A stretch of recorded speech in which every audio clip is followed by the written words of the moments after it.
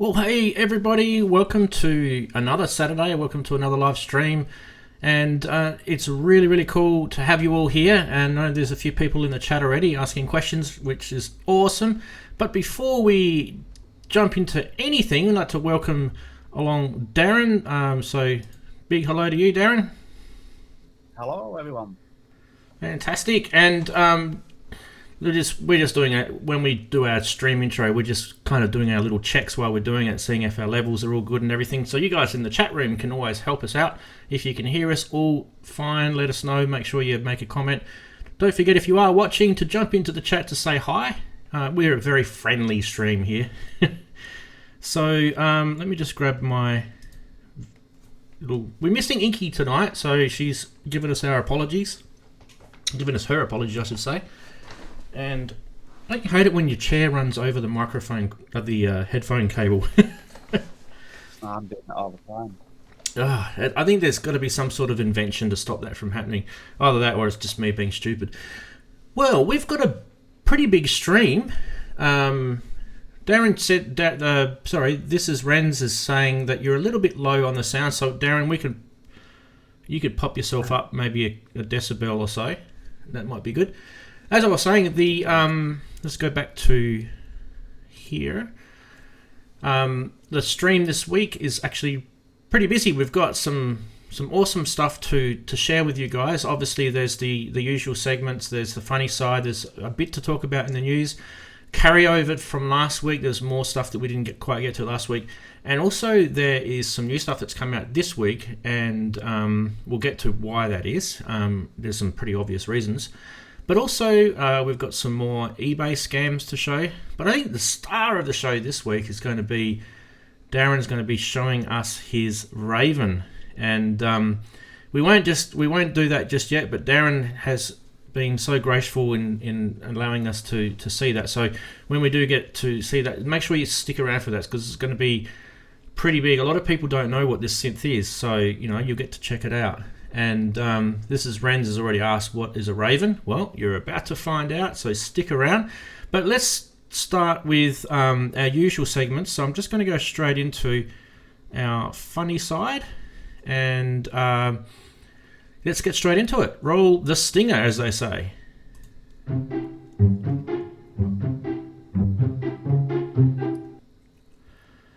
Well, there we go. Straight into the stinger. Straight into the funny side. And this particular one here is a movie called Doors.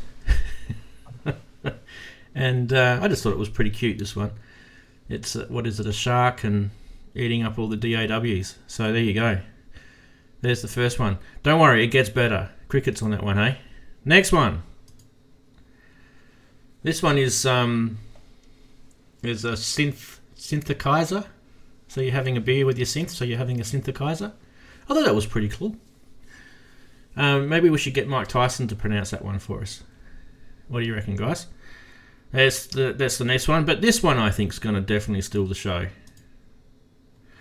This is actually a real thing that happened. This kid got the Sharpie or the permanent marker, and I don't know if you guys could see that, but he's gone and drawn over the keys of an Andromeda A6. I mean, those things are as rare as anything, and there was another keyboard below. You can see his attack. But the funny thing about it is the guy that actually was telling everyone about it, he reckons that he got his kid's revenge, so he drew on his kid's face when he was asleep. Ah, geez, I thought that was huge, that one. Anyway, that is the funny side for this one. I only got 3 for you, so that wasn't too bad. Just before we jump into that, let's quickly... Daren looks like he's been busy. Daren, what would you do if your kids got hold of a permanent marker and drew all over your synths? He's checking his synths out. What is that? Would there be a small tear dropping from the eye? Especially if it wasn't removable. Is my volume okay now, by the way? Yeah, it's a bit better. You could still even go up a bit more. That's not a problem. We've got room. Let me see if I've got room. Is that better? Yeah, that's good. Yeah? That's good. That's good, right. Rightio, we're I gonna. didn't want to go before I do it. Yeah, no worries. We're gonna scoot on to the next segment, which is the news, and this one's got hallmarks of being quite big again. So stick with it. There's some really, really interesting stuff in this news segment. So here we go. Roll the stinger.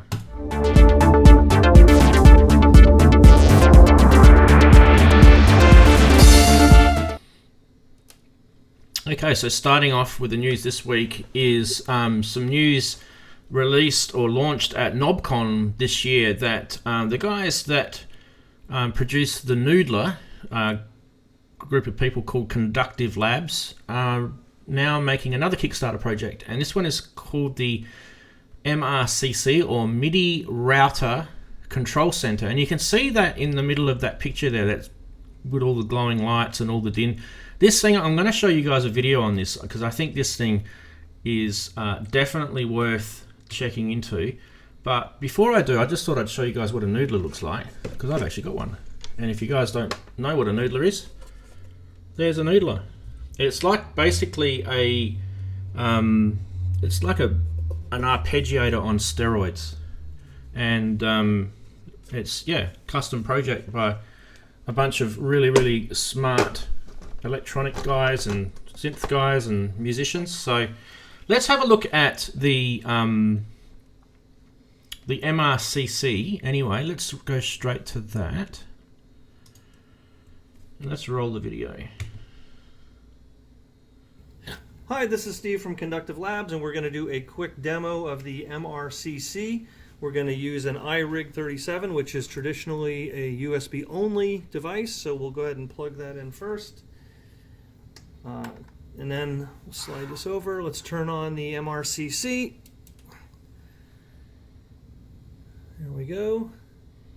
And now we're going to plug the host port, this cable of the with the iRig attached, into the host port A. That way, blink. Now we're going to. I'll just pause it there for a sec. So what you guys can notice here is, let me just cut back to me so you can see me talking, is that all of the connectors are on top.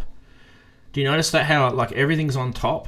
And that way you don't have, apart from the power on the right hand side there, but if the connectors are on the top, it makes it easy for you to plug something in and unplug something. So this is kind of where a lot of people, like you notice the Volkers did that at the start. So a lot of people are going this way. Instead of having plugs on the back of things, so you have to find it at the back of something, you can now easily find it at the top.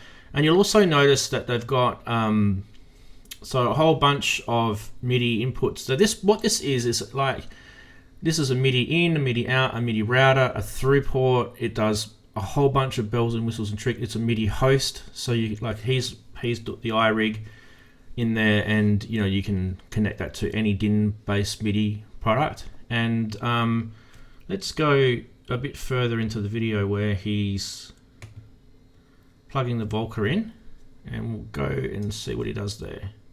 And so now I need to actually route it. So we will choose the A input, light goes on, and the output channel 4, and so now we have a keyboard that's traditionally only used on a PC for a DAW, running our Volca with in a DAW-less scenario, no. So that's kind of one of many tricks this thing is going to do for you guys. And okay, so what's big about this is it's a Kickstarter project. Now, about 5 hours ago, I looked at this on the website. Let's have a quick look here. And there was a lot of backers, and I think 14 left. Yeah, down here, 14 left. So, yeah. I mean, that thing, if you guys are interested in having a look at that, it's a Kickstarter project. I've done a Kickstarter with these guys. They're trustworthy. Xils-labs is the name of the company. They will follow this all the way through to the end. You will see a product, I guarantee it. And they do a really, really good job. So, $299 US for a MIDI router control center, which features a massive 11 inputs and 21 outputs, 5-pin DINs plus 3.5-inch TRS and USB host. You've got front panel routing config, OLED display, and a whole bunch more.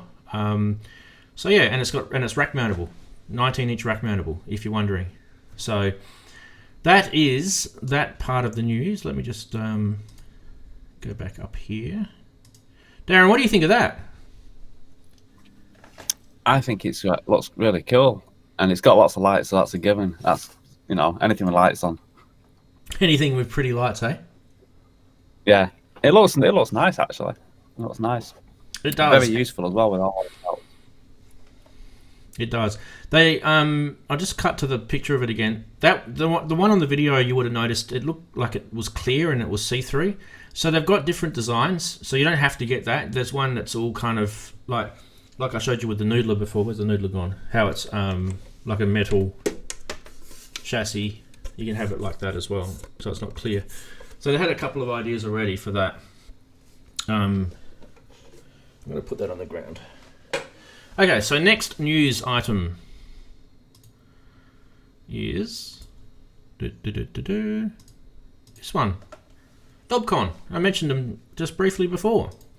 So why would we bring this up as news? Well, the reason why we bring it up as news is because I want to show you guys who never got to go to it, and that includes me, a quick little video that goes for a couple of minutes of what it would be like if you actually went to Knobcon.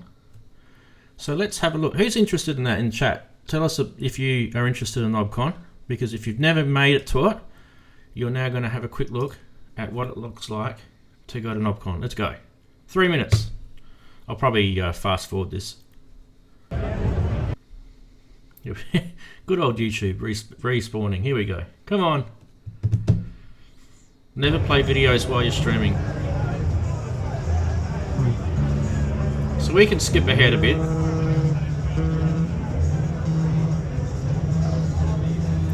Some interesting stuff there. Hope we're not going to see the back of this guy's, top of this guy's head through the whole video. Here we go. Roland there.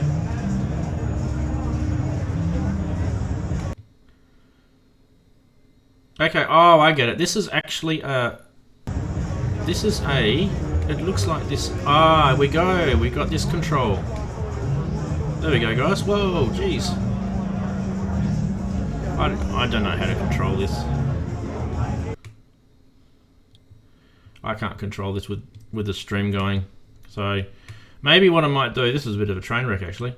How do I go up? Here we go. There we go. I managed to get it to work, yay! So there you go, there's Knobcon. And it's a 360 thing.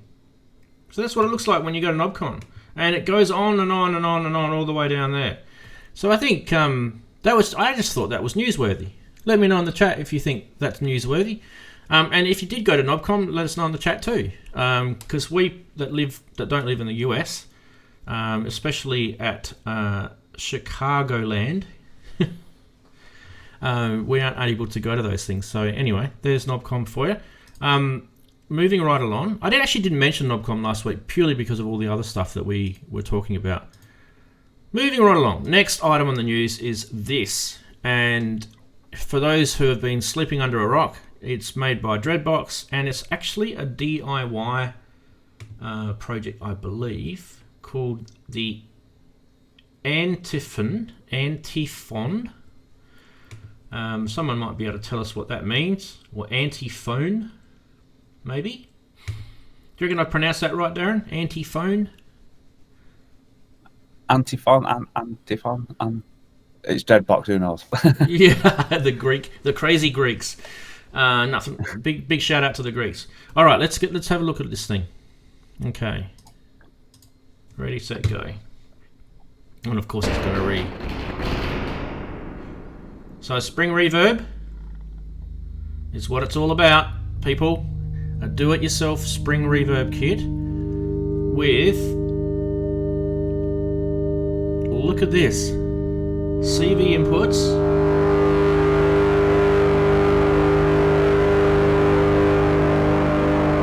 This thing's nuts. Look at this. That is just absolute nuts.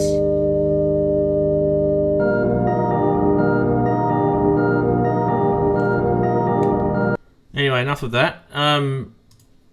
Yeah, Daren, what do you think of that? That's crazy, isn't it?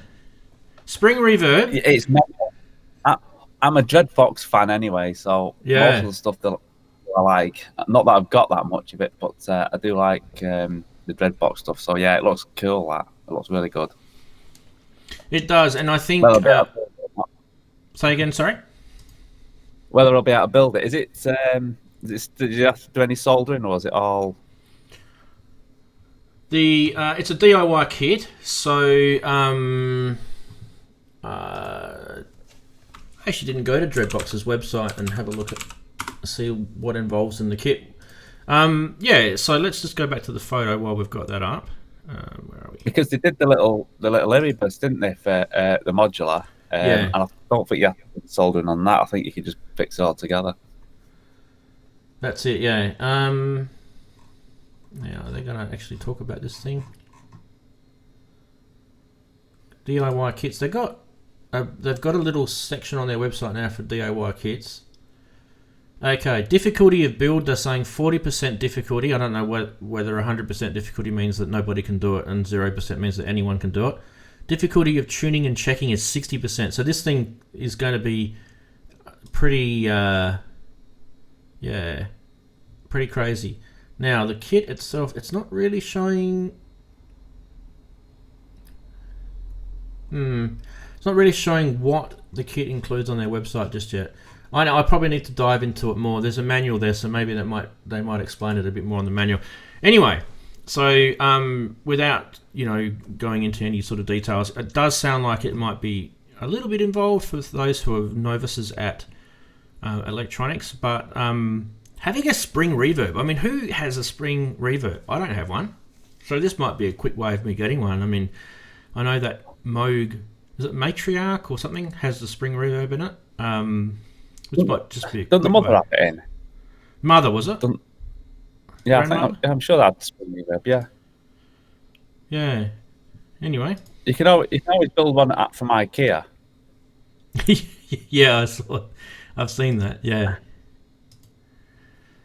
All right, let's move on to the next one anyway, because we've got a few things to get through today, wherever you are.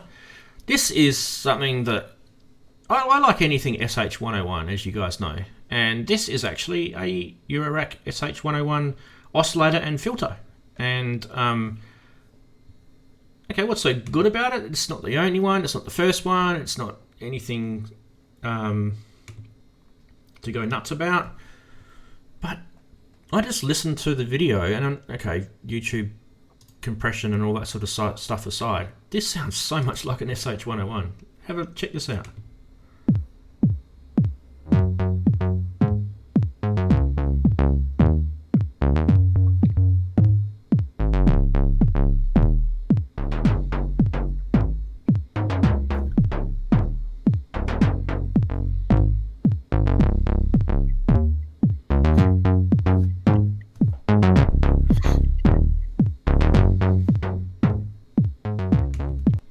There you go. Before the YouTube police tell me off. Go back to here. So, what did you think of that, Daren? For a Euro module. I want one. Yeah. My funds are a bit strapped, but I've got a space for at least the filter up there. Okay, so I can tell you a little bit about prices on this thing. Where did it go? I've lost the page now. I should have probably told you what the Erebus, the Dreadbox thing is. Okay, the VCO oscillator is $235 and the VCF filter is $220. So $455 for the both together, which is probably about right for sort of reasonable quality modules, isn't it? It's about on par. Yeah, it's a modular in it, and they're always that slightly more expensive. So, and looking at other oscillators and stuff, I mean, if you think the Platts is about 200, yeah. So yeah. I know it's a lot. I know you can do a lot more with the Platts, but yeah, it's like I say, it's on par, and it looks quite good. I quite like the the jack sockets, they look quite interesting. Yeah, they look quite beefy. Yep, and also it's got that 101 slider, you know, like the original 101. So it's not knobs in this one; it's sliders. So I don't know. Sometimes you have to point out the obvious things to people. Do you know what I mean? So how many modules do you have that have got knobs on them versus how many modules do you have that have got sliders on them? So I tend to think I've got two ones with sliders. Yeah, I think you can see Daren's above his head there. You can see there's definitely more knobs than sliders there. Yeah, well, the Dreadbox uses sliders. Yeah. I suppose Stages has got sliders, but it's got knobs as well. Yeah. This has got a couple of knobs. It's got the modulation section under the filter, a couple of knobs there, and the mix. While we're on the news, I just thought I forgot to mention the price of the Erebus. Now, before I do mention the price of the Erebus, we probably should double check to make sure it's up there. It's on their website anyway.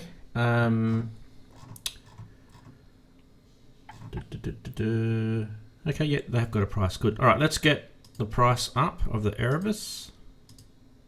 So we were just going back to that. The price is 165 euros as a DIY kit. I reckon that's amazing. 165 euros, and it's a Eurorack module. That's good if you can build it. That's good. I reckon that's brilliant. So there you go. I think for me, that's almost a no-brainer. I mean, I don't have any money at the moment because there's a certain streaming software platform is going to be getting all of it for the next month or so from my... Oh, help me. But yeah, anyway, there you go. There's the news. There was more. We probably could have done more tonight on news, but you know, we just don't want the show to go on all night about news. Anyway, let's go into the other famous segment now. It's called eBay Scams, and let's roll the stinger.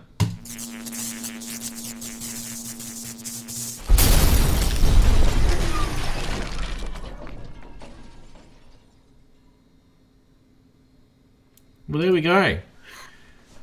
Who would like to buy a Roland Integra 7 manual for, wait for it, 600? Is it? I can't read that because my eyesight is terrible. 600 and something dollars. Yeah, it looks like $608. Yeah, but hang on a sec. Don't get too excited. How much do you reckon it would cost to post a little book like that in the mail? Do you reckon it would cost $120? So you got to add the wrapped in gold, hand delivered by the Queen's own corgis. At that price, are these as rare as like penny black stamps or something? I don't know. I mean, there's plenty of Integra. As far as I know, there's plenty of Integras out there. It's definitely yeah. I don't know. Who reads a manual anyway? Well, can't you just get the PDF for free? Download it. Let me just have a quick look on Google. Roland Integra manual. Yeah, you can just download it from Roland's website. It's free. There you go. Oh. So if you're smart and you you like things in hard copy, it might actually be just easy for you just to buy this, or you could just download the PDF module and print it on your printer at home. I don't know. You guys can do the maths. I don't know if you guys are new to the stream. This is a bit of comical stuff. So we're not being serious here. So I just wanted to let you know a couple of scams that I've come across during the week. So that's the first one. The second one is not on eBay. So we don't always bash eBay. It's not eBay's fault either. How about this one on Reverb? The Moog MF104M Super Delay. Don't even think they call it a Super Delay. Oh, yeah, they do call it a Super Delay. Okay, I never knew that. It's actually written there. But yeah, this is in Australian dollars, but I can convert that for you guys playing along at home. Let me see what we can do here. Let's turn it into pounds. So we got $6,814.29 AUD to GBP. is £3,747 or $4,686 US. And that's not all. That doesn't include postage either. Postage was pretty nasty as well, apparently. You had to scroll down to get postage.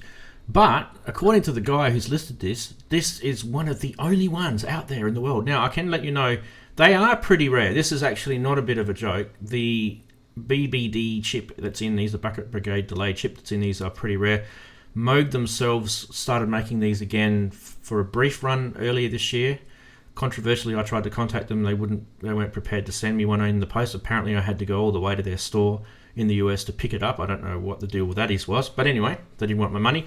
But yeah, I don't know if I'd be spending over $4,500 US. Well, geez, that's shocking. Well, how much would it cost you to fly over to the Moog store, buy it, and then come back? Less than that. Exactly. Gee. That's not bad, is it? Less than that. What are the guys in chat saying? 888 Berg apparently has thrown his money at the screen. That's brilliant. All right, let's catch up with our chatties and see what they've been up to. Just so you guys know that the delay, there is a bit of a delay on the stream. I mean, it's normal for you guys know about streaming software. But I thought I'd just go back through and just see if there's anyone here that I could say hi to. So obviously, big shout out to This Is Renz, and there's someone in the stream called D, with a D and a dot. So that's one of the best nicks I've seen yet. So hello D, g'day George, g'day Finn. I'm saying g'day on purpose because you know I'm Australian. G'day 888 Berg, g'day Joseph, and who else we got? And if I've forgotten anyone, you can shoot me down later. There you go. Quite a busy stream tonight, and I think there's probably a few people interested in the next thing that we're going to be doing, and it's Daren. It's the Daren show tonight. Daren, let's have a look at this synth of yours, mate. Tell us all about the Raven. The Raven. I'll tell you all about it. Well, it's. Shall I bring you closer to it? Let's get intimate with Daren. Let's all get close to our screens. Come in close, the Raven. Guys. There's the Raven. It's, well, you had a thing on this, didn't you? You reckon it's very similar to, is it the Kurzweil? The Kurzweil K2000. Yeah. Yeah. And now I've actually found a little issue with my Raven at the moment, and it's to do with the arpeggiator. For some reason, which I'm not sure why, but if there's a patch with the arpeggiator on, it won't work unless I switch the arpeggiator off. And that's really odd. So I don't know where that's come from. Factory reset time, I think. Yeah, well, you know what factory resets do. So, yep. So it's actually a workstation, although I use it primarily as a sound source. I don't go into all the, the sequencing and that side of it. I haven't actually got a manual for it, so doing that would be quite tricky. But I can definitely, I can get you a manual if you want one. I'll just email it to you. I've got a PDF version of it. I mean, I suppose I could look up the PDF version, can't I, really? Yeah, I can just email it to you. I downloaded it last week because I was interested in it. Daren, just one sec before you keep yourself there where you are. I don't need to move. But we've got some chatties that get excited about this, mate. So let's quickly answer a couple of quick questions. So, where are we? This is Renz is asking, is the Raven something new? Daren, you can answer that. No, it's definitely not new. It's the 90s. Mid-90s synth. Yep. So, while you've got that shot there, Daren, let me just grab. I just want to give him a little taste of the specs, okay? Because I know, Daren, you don't have the specs in front of you, so I'm just helping you out here. So people love specs, right? So let's go to this view so we can see me talking as well. So we've got 24 voices of polyphony. We've got 3 oscillators, and they use this thing called MAS, M-A-S-S, with a 6 megabyte sample in memory. Now the mass thing is basically like PCM samples, isn't it, Daren? Yeah. It's got an LFO. It's got one filter. Now the filter on this is selectable, so you can change it from low to I think it's got low, high, and band. Is that right? Yeah, it's sorry, I'm just getting correct. Yeah, yep. Yes, you're correct there. And you've got one envelope for the VCA. You've got, as you mentioned before, the arpeggiator. But what you didn't mention is it also has an 8-track pattern sequencer with unique features, which we can talk about in a sec. I won't go into details about the effects because I want you to tell us what you were telling me before about that. Obviously 61 keys, it's a proper size keyboard. It's got aftertouch and velocity. Did you know it's got aftertouch, Daren? Yes, I found that out. I didn't, because obviously I hadn't got the manual, but I found that out because on some of the patches, I should have written them down, but it was a quick rush thing today. Some of the patches actually respond. You know, once you touch your finger off, there's a follow motif on sort of some pads and things, and I thought, well, that's strange because it's sort of responding to the aftertouch. Yeah, there you go. And just while you're speaking of patches, there's 512 that you can store in there. And of those, you can do 100 performance. Now, performances are just mixing, you're mixing the patches together. But when you mentioned motifs, that's actually what they call it in the Raven, isn't it? Instead of calling it performances, it's called motifs. And it's motifs, but with an F. What's this thing about motivator? Did you hear about that? Now, yeah, you see, because I don't play with this much now. This is quite cool. I would say it's like, do you know, like you can map sort of your filter on, say, I think like the Korg mini log and the mono log. You can do what's it called? Active motion sequencing. Right. Yeah, it's very similar to that, but you can't actually move knobs and it sequences it, but you can send like motions to, say, the effects, so the effects can be as though you're turning the cutoff on and off, a bit like LFO. It's like an LFO sent to specific, whether it's the effects or whether it's even the instruments can change. It's quite weird. Yeah, that's really cool. All right, I'm going to shut up and we're going to listen to it. Some pads, so some bell pads.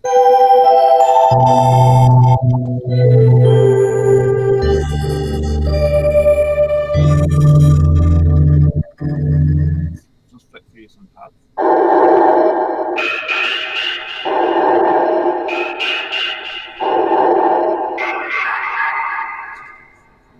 Presets.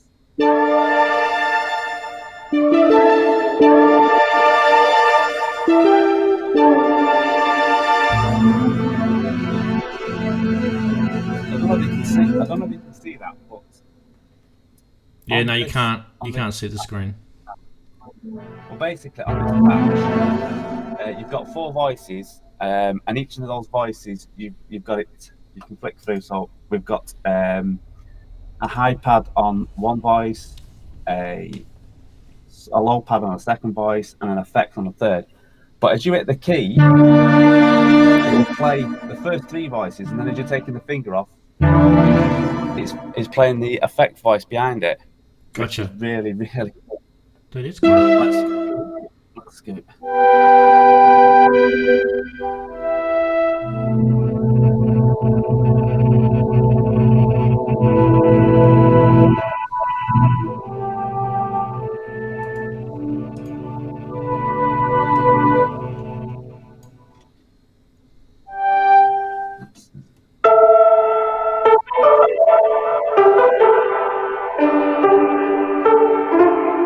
All these effects, by the way, are just coming from the synth. There's no effects going to the anything else.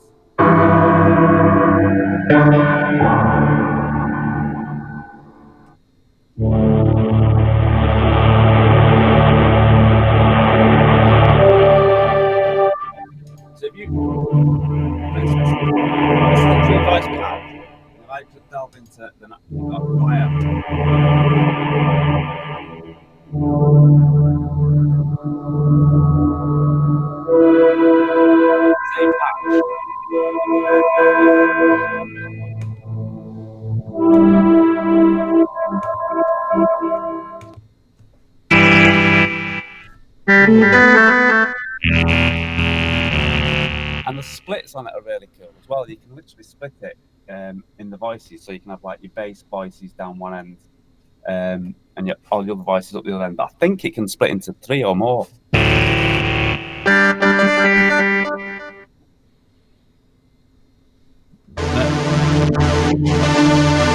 There we go, raving time, rave time.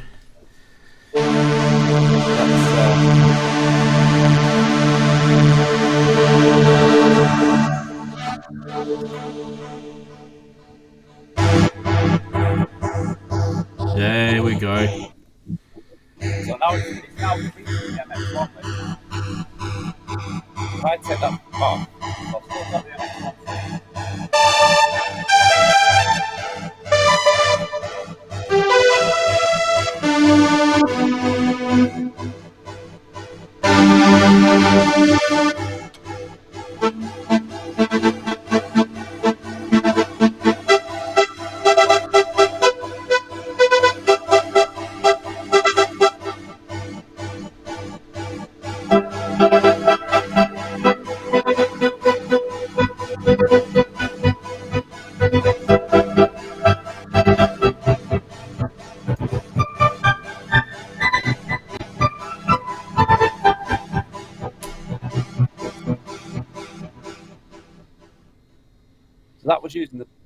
That was using the buffer in the MX1 that to freeze, as I was saying earlier. So Daren, just before you go on to your next little thing, let's just have just so the guys know. So do you want to just explain what you meant by the buffer and the freeze and that? Just pretend that we don't know what we're talking about, just for a sec. Right. Well, the MX1 mixer from Roland, which you have, don't you? Yes. Yeah. Well, if you feed a sound into it and you have your main effects delay, for instance, on, it will delay. And as long as you keep your... I haven't got a picture to show you. As long as you keep your rotary wheel on, so your delay is on, it will stay there. You turn the effect delay off, it will still stay delayed. That delayed sound will still stay running. And you can then play over the top of that. You can switch it on and add another sound, take it off, and then play over the top of that, and you just build up. You can actually get carried away, so it's just a big cacophony of sound. Yeah. But that's how I've done one of my videos. The Frozen MC303. If you check that one out, and you'll see the whole track was made by just freezing sound on the MX1. Wow, that sounds awesome. So, this Raven synth. By the way, thanks for explaining that. That's, I reckon, guys who have got a MX1 who probably didn't even know you could do that. So that's a really cool tip. But yeah, this synth was probably, from what a lot of people are saying, I mean, between last week when we announced that I said it'd be a good idea for you to do this on the show, and now I did a bit of research because I actually don't own this synth and I don't really know a lot about it. I downloaded the manual, had a quick read. It's deep. It's, I could see a lot of people getting excited about this, but I think that the very sort of basic level, this was quite the German club scene types dance synth. That's what that was the market for this. Excuse me. What would you say about that, Daren? Is that kind of a techno-y rave sort of scene, sort of 90s? Yeah, most of what Quasimidi did was all sort of based around the rave. I think the Raven was the most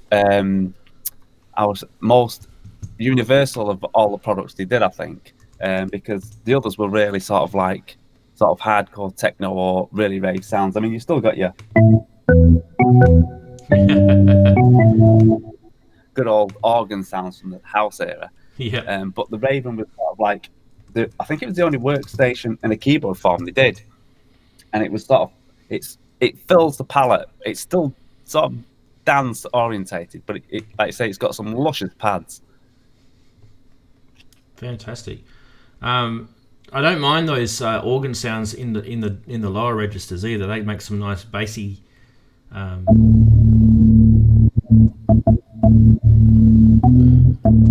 you can hear that that sample kind of glitching out there. Do you know what I mean?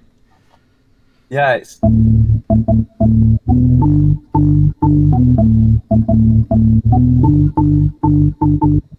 Yep. Yeah, it's quite cool. Yeah, definitely a cool thing. So what else? So the arpeggiator is not working. What about the sequencer? Has that got anything happening in it? The sequencer, I've not run the sequencer, so I need to work on that. But it's blank at the moment, and it's really deep because, like I say, I use it as a sound source more than anything. Okay.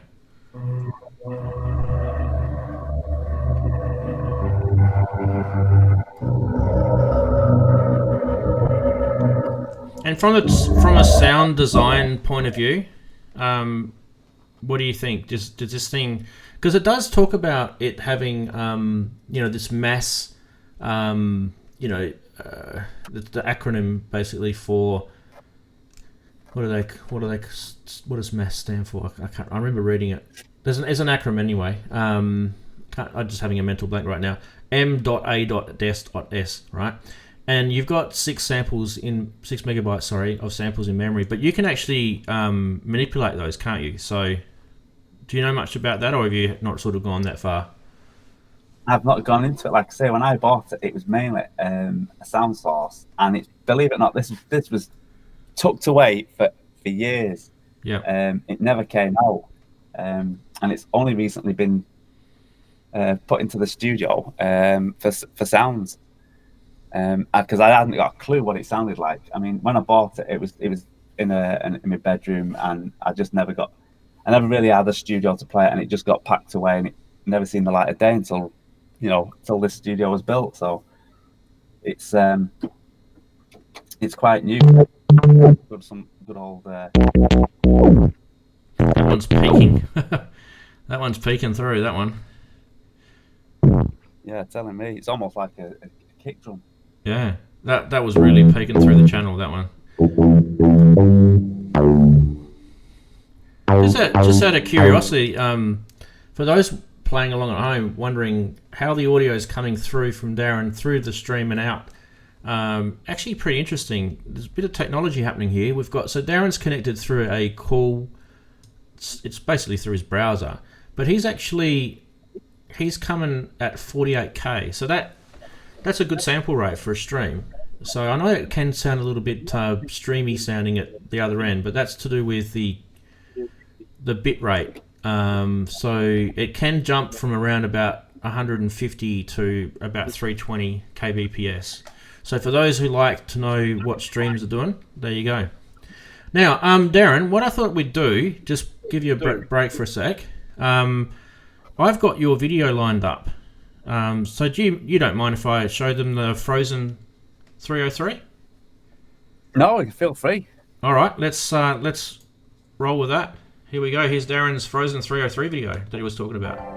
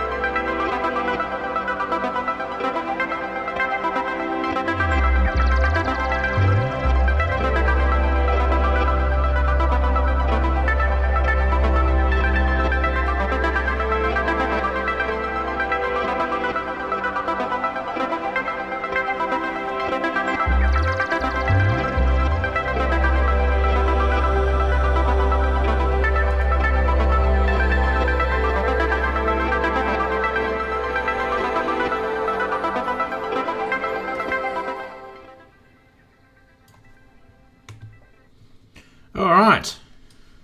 That was awesome, man. There's still about a minute And to that's go all, on that.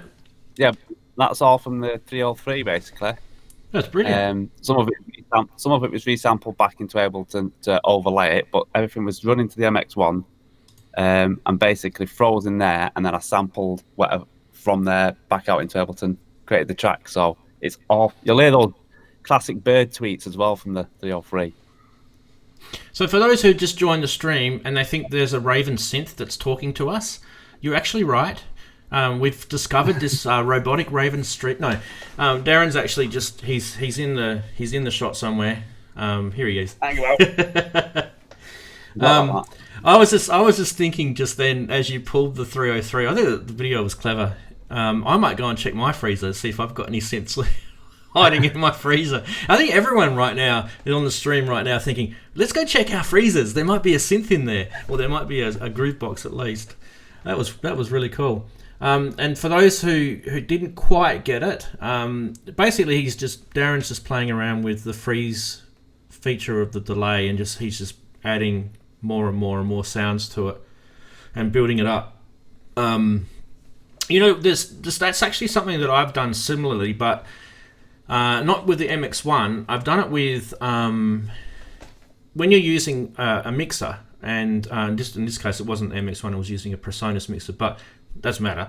You can use any mixer that's got a send, and if you're able to drop the mix part of the wet and the dry signal, right? And if you're using a delay, and you're just using the wet part of the delay, you're not hearing the normal dry part. And as you play with your delay, staying only in wet, you're building that way. It's kind of similar to what you're doing, but the only difference is that everything is kind of it's almost like it's in space. Like it's in another planet, because it's all sitting in the wet part of the effects. And so that's that. So you lock that away as your sound, and then what you do is you then mix that back in through a return. So you literally have another hot channel, which is all your wet delay. Everything is all piped into that, and it's getting, huge just mess of delay sound. Mix it back in, and then you put it through something like a flanger, or I used a MXR flanger pedal, analog one, and it just sounded like intense. It was really, really cool. I love doing that sort of stuff. So yeah, cool. It's good to see that we're all on the same wavelength and we're all doing sort of sound designy stuff. Joseph is saying he was expecting to see the TB03 to come out of the fridge and not the MC303. He was thinking of the other 303, for the older one, I guess. Yeah, I mean, I could have put the newer one in, but yeah, we've got the newer one. Yeah, I've actually got the two. I've got the black one with the green. The TB, is it the TB3 or the TB03 with the green? I always forget which one's which. TB3 the green, and then TB03 the one that looks like it. Looks like it, yeah. So I've got both, and they actually both sound the same, but they also both are completely different as well. So there's all this other. I did a video on that too, actually. How you can make them, why would you need both? I think Roland liked it because I was arguing that you did. Yeah, but anyway, fair enough. So yeah, that's really cool. Guys, do you want to ask any questions about the Raven while we're here? I mean, I know we kind of went off on a little tangent showing that frozen delay thing on the MX1, but really what this is about is the Raven. And, while you've got it, you might as well ask questions. Definitely, Daren's here, can answer to some level of being an owner of one.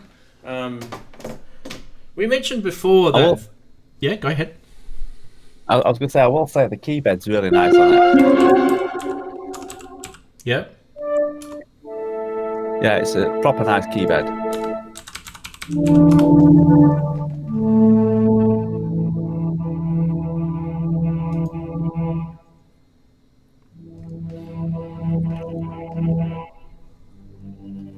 Let's go to Daren's screen.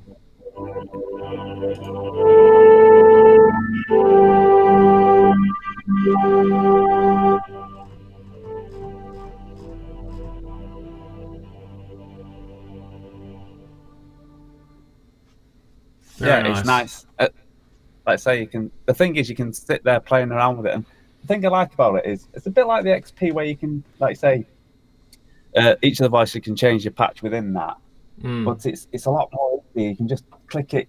I don't know. This is the same patch, but I'm just going to change one of the voices.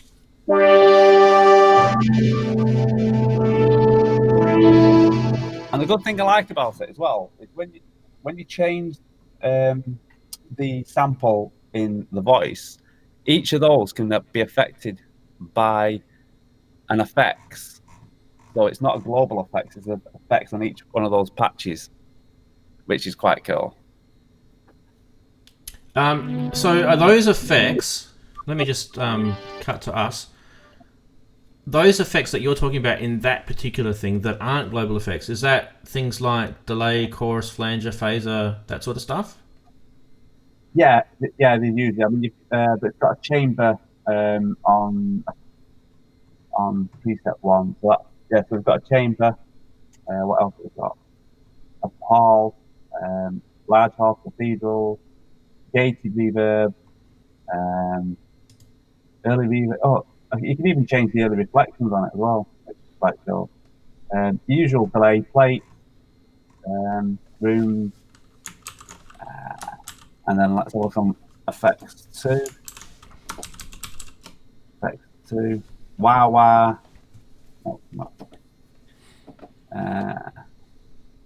Auto wah, overdrive, DPQ, equalizer, gate, ping pong, high Q delay, long delay. Oh, there's quite a lot. Yeah.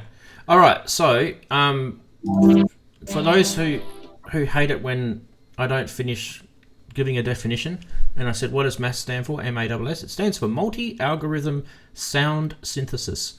There you go. Now, I mentioned before that it was a 24-voice polyphony, and I've got the manual in front of me, and it says 21-voice polyphony. So which is it?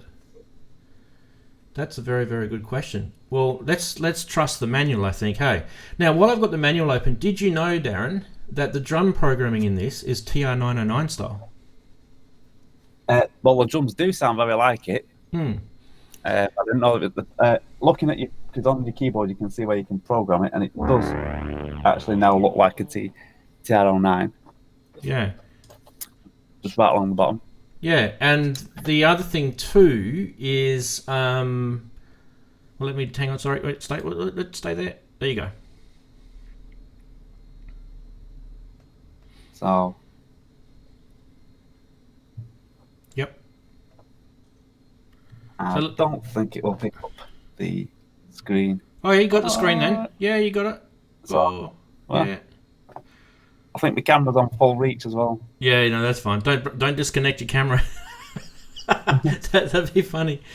All right, that's cool. So I need to get a second camera. Yeah. And okay, so Joseph is asking, will you repair it or will you just keep it for the sound source? When you say Joseph repair it, is that just are you just talking about the arpeggiator issue or? Well, I think some of the pots are starting to get because what I have noticed, if I call up a preset and say I mess with that preset, so I'll change one of the voices, and I'm playing away like that, for instance, it will actually change one of the one I've touched. It will change the sound I've already picked. That's the only problem, which is really annoying. Okay, it's so like it's just moved a little bit. You've got a Dickey encoder, and yeah. So yeah. Actually, to answer the question, I will at the moment because of all the other stuff that I'm using and etc. It will be just as a sound source. I won't actually be using it for sequencing or actually getting into the workstation side of things. But for sound design and sounds, that's what I'll be using it for. Okay. Is it better for bass, stabs, or chords? Triple Eight Berg is asking. I'd say, well, bass is awesome on it. I'll try and find a bass patch. I should have had some bass patches listed. I'll have to do a video on this. Bass is cool. It can get some really low down stuff. I have to come out of that. And for chord, I think it's a workhorse. I think it's pretty universal, I'd say. On the bass and luscious pads, chords, it's pretty much even Stevens, I'd say. Yep. There you go. So pretty good for, but probably a good workhorse. Would you say? Digital workhorse. I'd say that. I think that's why, like I say, the other models like the Cirrus, the Revolution, I think it was called, and the Sirius, they're sort of more aimed at pure on dance techno type stuff. Whereas this is like, I think it was trying to be a workhorse for all sorts of music, but it's still got that dance edge. Yep.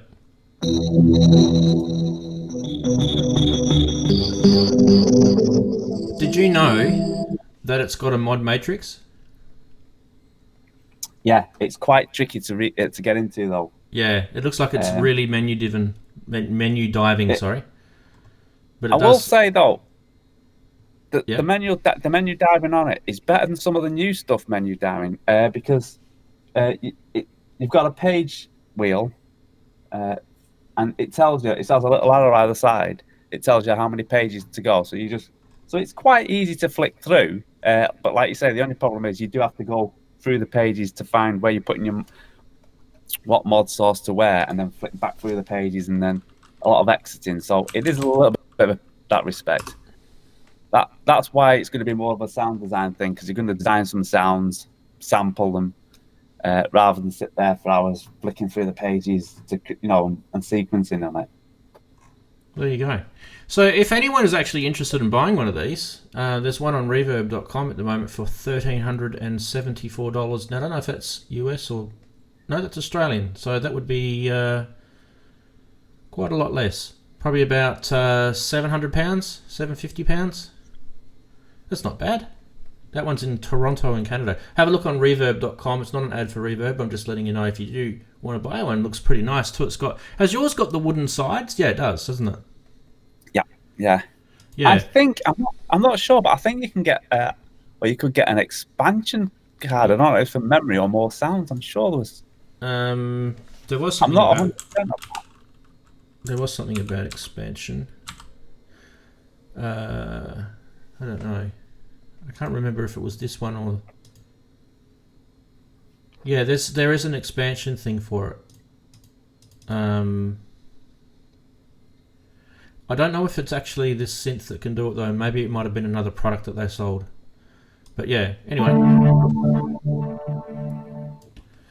So it was made in Germany. What's the year? 1994, was it? 1995. So there you go. Gives you a bit of a sort of age thing. Now, while we were talking about those encoders, Darren, I'm a bit of a techie sort of good kind of dude, and we've got the chatties there, just making sure. Inky's just dropped into chat. So hi, Inky. What we're going to do is I'm just going to show you this. This is a video that I did ages ago. Do you remember I was telling you about the AN1X, and you've got the little groove box version called the AN200? So there's your AN1X. Yeah, and there's the AN200 that I've got. I'm not going to bring it out. This is just a video I did it. Now, I had a problem with the encoder here, this data wheel, right? And now these are those, they just keep spinning and spinning. What do they call it? There's another name for it. It's like the Quasimid's got, they just keep turning and turning and turning. You use them as data wheels. Now, this is what it did. Let me see if I can show you the part of the video. All right, I'm talking about it here. Let's see. It goes down. The whole point of this is when you move the knob clockwise, it should increment. Come on. I'm streaming and I'm trying to play YouTube videos at the same time, and I think my poor internet's having a shocker. Come on. Okay, so what ended up happening, you can see that it's just buffering, I don't know what's going on here, is, and it's not working. You turn the knob and it wouldn't go up. You turn the knob to the right, it wouldn't go up, it would go down, and you turn the knob to the left. So you're having sort of weird things with that. Now, what ends up happening with these encoders is they, I think there's another video where I actually pull this thing apart. Where are we? Is it this one? By one on every click. There you go. I don't know if you can hear that, but it's clicking as I'm turning it. And you can see that number there is actually not even... So I'm turning it to the right, and you can see it's not even... sort of to the top left, around sort of 10, 11 o'clock on a clock face, and push down, you'll see it actually behaves as it's supposed to. So the encoder would work if you really, really pushed down hard on it. And you know, you could get it to, you know, if you pushed really, really tight, like down, and then you turned it, it would work properly. But if you just used it normally, it would just be erratic. It wouldn't move. It would go down instead of up, even if you're trying to make it go up. So, whoops. So yeah, there was that. And then I pulled the thing apart. And let me just grab this other one. Now I need to put that somewhere so I don't forget it. I'm just going to show you. Sit up there nicely. So this is the thing completely pulled apart. Does this scare you people now that I'm pulling synths apart? Don't worry, don't be scared. And somewhere along the way here, I actually pulled the encoder off. I think there it is here. And we're going to have troubles with the internet again, are we? But let's have a look. This is the part, the brand new part from Yamaha, and I'll just slowly just... Hang on, that's the brand new one. Let's get the old one out first. I was really bad at making videos in these old days. It was basically just film and let the camera run and talk over the top. Here we go. So, I don't know if you could see it in the video or not. I'm just hoping you could, but I mean, here we go.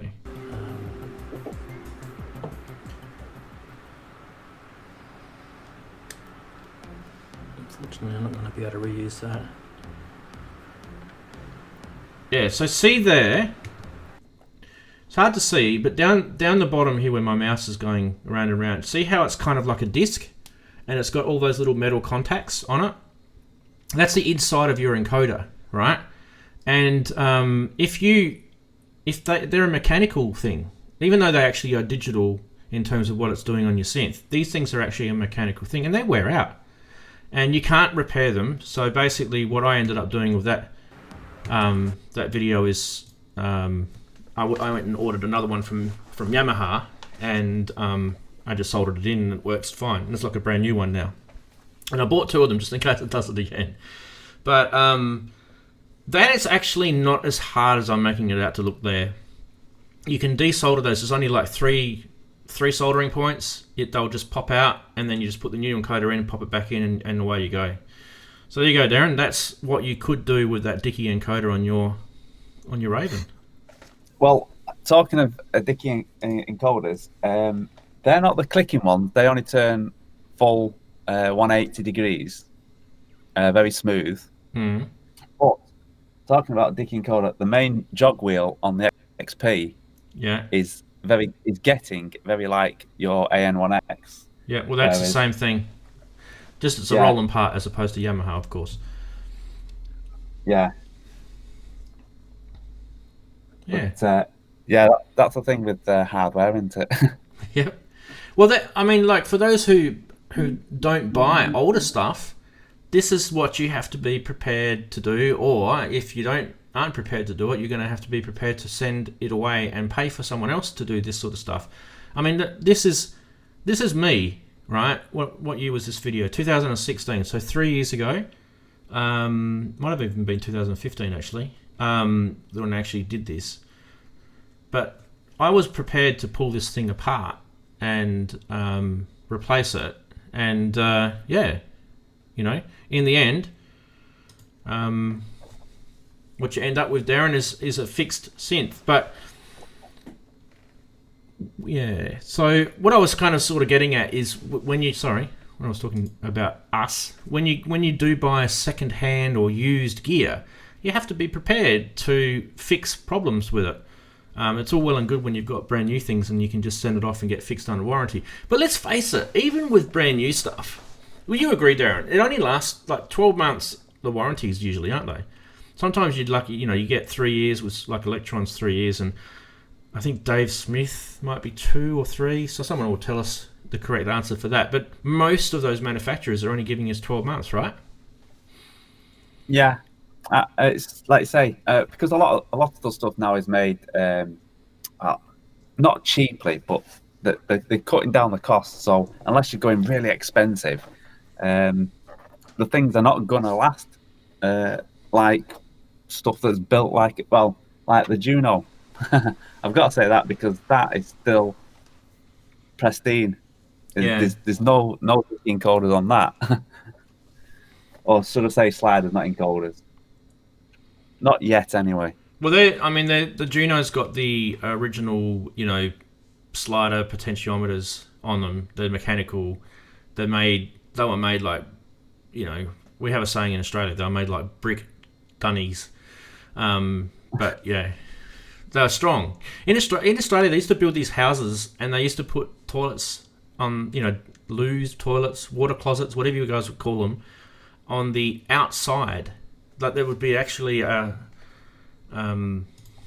be like a house, and then at the back of the house there'd be literally a separate little rectangular building with a roof on it, where you go outside and you do your business. It was all plumbed and everything. It was not like it was like we were living in the third world country. I just found it weird. It was kind of like a 1900s to 1950s. It was kind of the thing. So they were called brick dunnies, basically, brick toilets and they were built with, double brick. So you'd have, have you heard of double brick technology, right? Where you've got, when they build it, the outside brick and then there's a cavity and there's an inside brick. They're building these toilets with double brick. They were so strong. I mean, if you drove a car into it, you'd write your car off.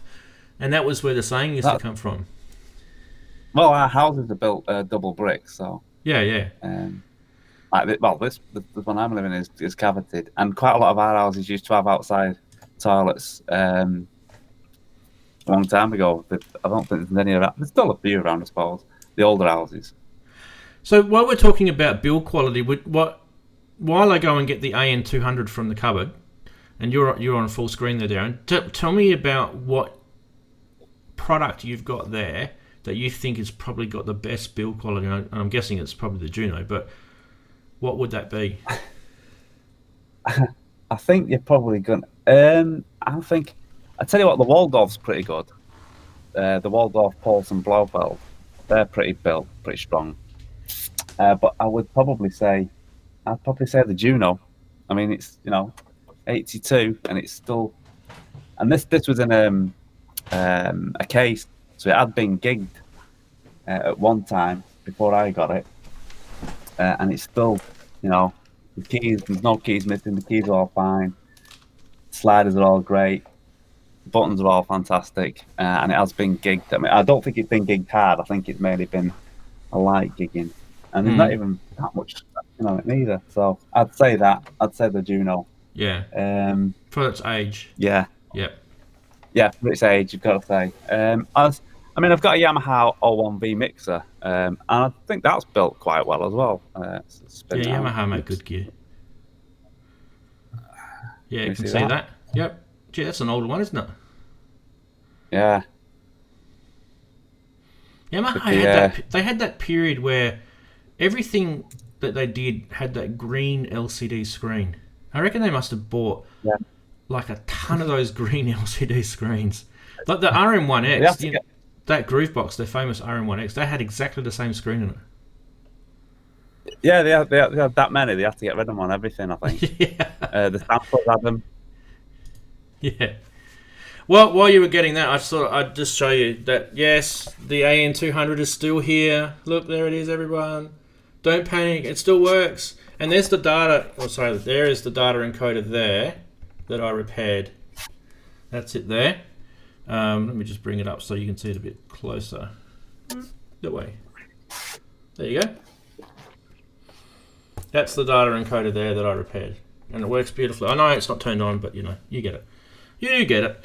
Don't be scared to fix gear. This thing is built, even though it's plastic on top, underneath it's all metal. That's metal.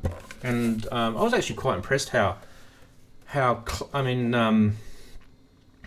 do I explain it? I bought this thing from the US, okay? Because you couldn't get them in Australia. And this is only 5 years ago when I bought this, secondhand, or used, whoever likes to say used. And I bought this from the US because you couldn't get a used one in Australia. Obviously, they used to sell them originally in Australia when they came out in the late 90s, early 2000s, somewhere around there anyway. But when I bought it from the US, I was expecting this thing to be beaten up and full of dust and hair, and you know, I've bought secondhand synth gear before and it's been dirty as anything. I opened the thing up and you guys saw the video before, it was clean as anything. So Yamaha make good gear. They really do. Don't knock the old Yamaha. We're just keeping eye on chat here. Wow, geez. So, brother-in-law has an AN1X. Triple Eight Burger saying. Inky is saying her encoders last longer than her. Fair enough. They're going to have to last a long time, Inky. I'm telling you that. You're going to be around for a while. Virus B. Oh, yes. How'd the Virus B go?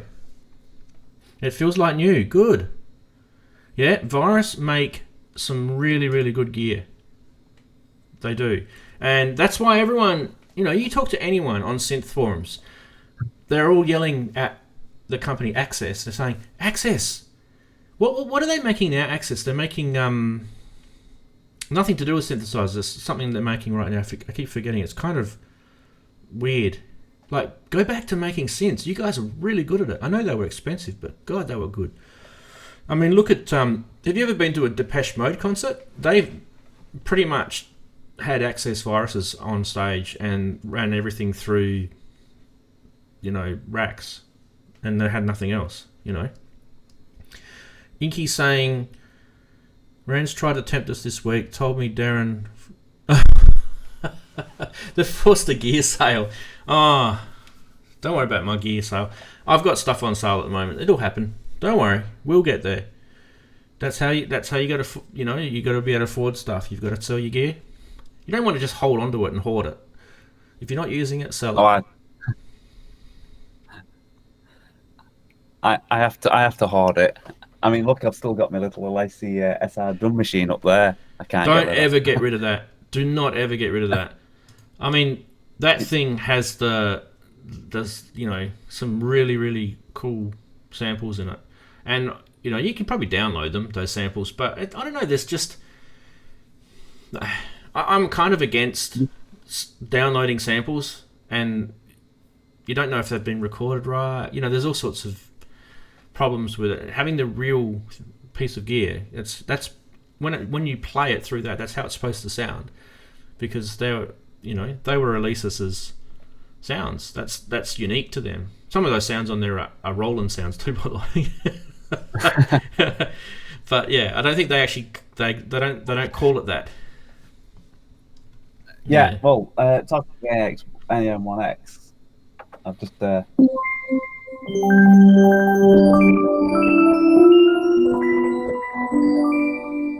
switched it on. So yeah, so there's the AM1X. But that, like I say, you've got all those sounds, haven't you, in the desktop version? I've got 5 voice and you've got a 10 voice there. So the AM1X is a 10 voice polyphonic, and it's got also mine has got, how do I show it? I should show you this one day on a stream. How do I show it? There is a bit where you can actually tell exactly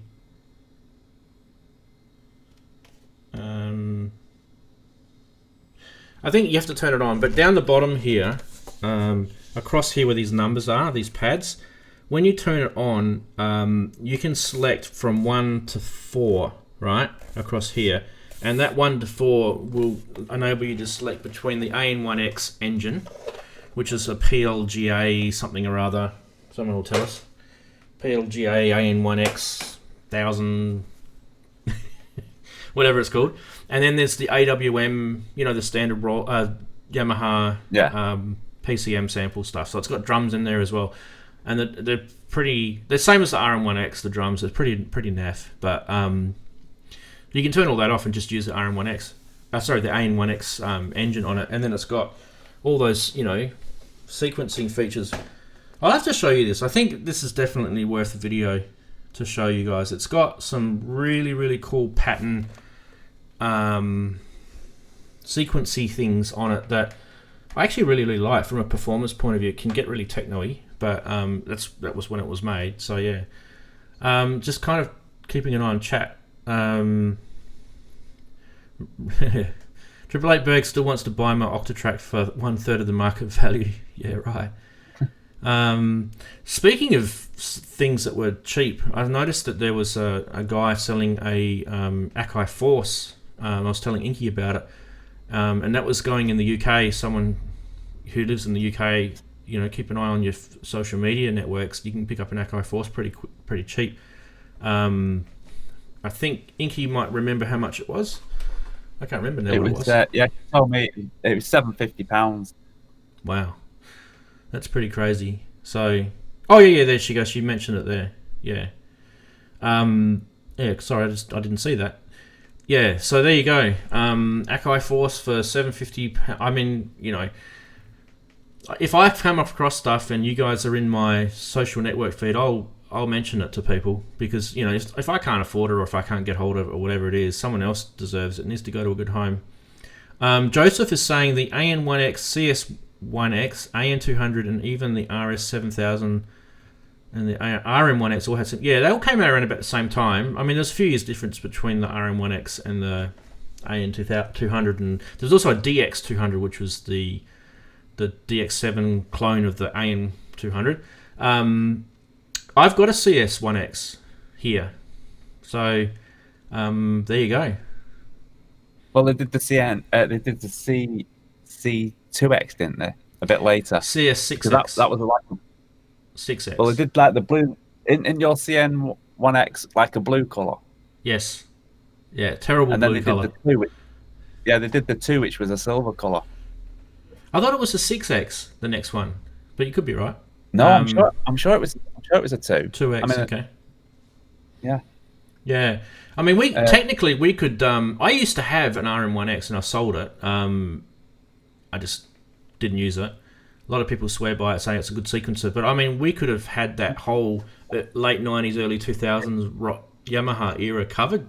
We could just do a jam on the you know, AN1X, AN200, CS1X. You could even use your Yamaha sampler that you got there, matey. Yeah. I put some batteries in. I think the screen's not as bright as it should be, but it was still working. So Inky's saying that she saw an MC99 on eBay for £400. I used to own an MC99, and actually no, I didn't. I had an MC808. So apologies. I thought it was an MC99. No, it was an MC808. They're a little bit different, but the MC808 I think was the one with the motorized faders, and the MC901 has slightly better sampling, if I remember. But they were pretty similar, and I actually think they confused the market when those two products came out in the market. When was it? Like kind of 2008, 2009, somewhere around there. So they're not that old. I mean, some people they'll think that's old, but for me, because I'm old, I don't think that's old.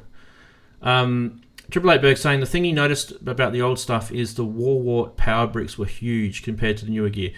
Yeah, definitely. And I mean, when I bought the AN200 from the US, I bought it from a bunch of people called Switched on Austin in Texas. Is that right? Austin's in Texas.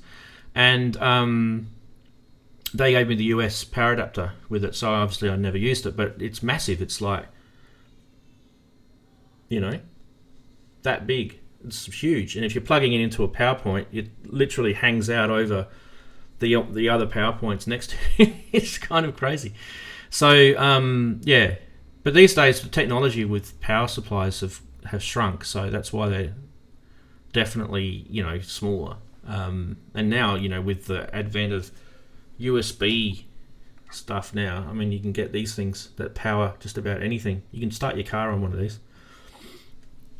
So yeah. Well, talking of power bricks and everything, the AN1X has got, I'd say, quite a big plug brick. The next three keyboards, so the Juno, the XP, and the Raven, they're all inbuilt power, so you've just got the cable going into it.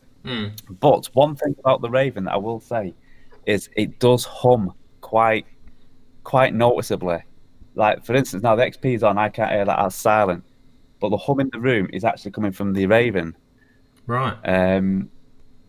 It's always hummed. It's I don't know whether the metal casing of it doesn't help, but it's probably the loudest humming. I mean, it's not going to affect anything, but the other keyboards you wouldn't know they're on. Whereas if I walked in the room, I could hear a hum and know that was on. Yeah, on the DeepMind 12 has a fan in it, and you turn that thing on, and you can tell your DeepMind 12's on. And you can turn the fan down on it, but that's just crazy for a synth that's been built in today's days. The reason why your thing's humming is your transformer that's inside it might actually be getting old, and you might want to get it checked out. It might be you need to recap it. That's a possibility. Yeah. So maybe have a look. You can actually, if you just open it up, you can check this if it needs recapping. Just visually look at the capacitors, and those electrolytic caps, they look like little soda cans. If they've bulged on the top, if they're bulging on the top, it means they need to be recapped. If they're still nice and flat, they should be still okay. But even still, something made in the 90s, those electrolytic caps, they're getting 25 years old now. I mean, I must say, when I actually bought it, when would I bought? It'd be 2000. It was humming then, so okay. It said the same all the time. Yeah, it might just be a bad. Well, it might be over-engineered. I mean, the Germans made it, right? So it could be, it could be one of these massive German, nuclear power plant transformers. I'll probably find that I can run everything off the flipping Raven. Run all the keyboards off that one. You could run your house off of it. Plug your fridge into the back. Jeez, that's what it is. That's why it's humming. Yeah, you've got little mini Chernobyl happening there, mate. Well, in the winter, it keeps the studio warm anyway. Oh, I love that. This room that I've got here, it's downstairs in my house, and there's windows just here. You can see the windows behind me, right? That's like a corner window, and in the morning the sun hits those, and in the afternoon the sun hits these, which is right here. It's exactly the opposite, and so basically this room just gets so hot. And yeah, when I start doing the stream in the next couple of months, I'll definitely be putting a fan here. So I'm going to have to work out how to get rid of the fan noise, because I'll just be dripping in sweat in this room. It gets really, really hot. One of the bonuses of living in a hot country like Australia. Yeah, and if you turn on all the lights, and then you've got all your synths and everything's just warming up. It's just all... This would be great living in like Scotland or something. You'd never get cold, but yeah. Well, when we first started streaming, you started taking, when I first came on, I think it was the second or third stream that we had. It was, as we would say, it was baking hot here, and I had the fan in here going because it was that hot in here, couldn't breathe, and we happened to do something like a 3-hour. This 3-hour stream. Yeah, we just couldn't stop talking about stuff. That does tend to happen every now and then. I don't think anyone minds it though. It's lazy Saturday afternoons. So yeah, I I'll definitely have to work something out. And we've got aircon in the house, air conditioning, and the vent is right up top here. But I don't ever feel that I can feel it coming through properly in here, in this room. It's just, you know how you get those ducted air conditioning systems, and some rooms get the feed better than others. I think I've just got a bad feed in this room. I've had a guy look at it and he reckons it's as best as you can get it without redesigning your whole air conditioning system. And yeah, that's like $50,000. No thanks. We'll know if it gets it working. We'll know if it gets it working. You'll be sat there with a big Eskimo coat on. Yeah, that's it. Yeah. In winter, it's reverse cycle. So in winter, you can use it as a heater, and it works really, really well. So we get pretty cold winters here. So you know, it just doesn't snow or anything like that. Not that cold, but it when you consider the temperature difference from summer to winter, that's how you feel a cold, not necessarily how cold it physically is. You know, and you know, we rug up with quilts and doonas and, you know, socks on and all that sort of stuff. It's not quite like double, triple jacket sort of stuff that they do, you know, in the northern hemisphere, but it gets cold, and we put the heater on. So I had the heater on a few of the streams, and it was going, and you guys wouldn't have heard it. So this is the ambient noise in the room. It's pretty quiet. There's no sound treatments in here at all, because I don't use this room to record voice or anything. But yeah. Yeah, so anyway, everyone has all been delighted by Daren? Thank you so much, Daren, for showing us your Raven. Has everyone been delighted by that? I think I actually really enjoyed that. I love seeing synths. You know, we can do anything you like. We could do the AN200 if you want next. That's hands up in chat if you'd like me to show the AN200 next, or if something of Daren's next, or maybe the Noodler that could be next. I didn't show anything today.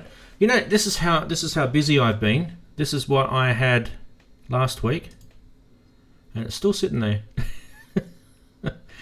So there you go. Nothing's changed. No, hang on a sec. My patch did evolve. Your what? Sorry. Yeah, my patch from last week did evolve from 3 cables. Oh, fantastic! So you continued on with it. Okay, so we've got I just stuck a few more cables and hope for the best. Fair enough.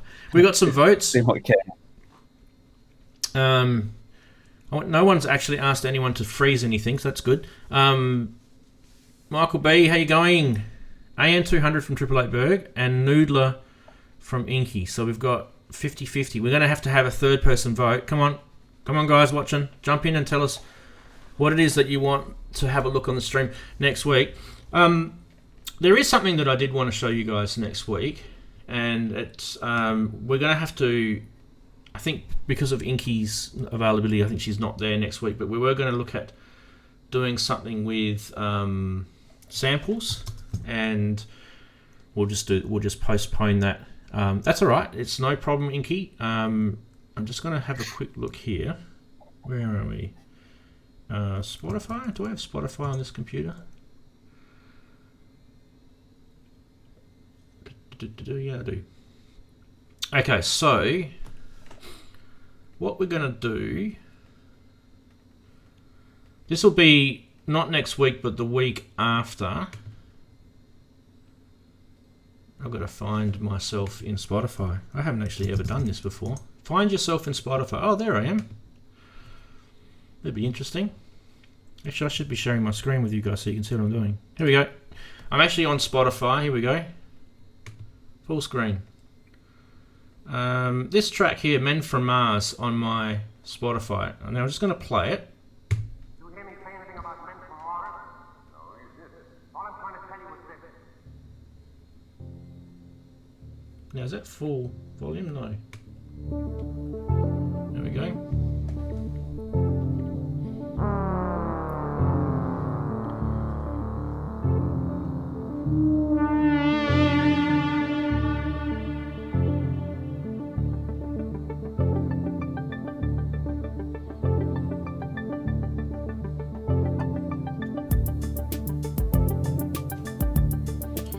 Wait a sec, I'll just... Here we go. Here's all the samples coming in. And then the System 8.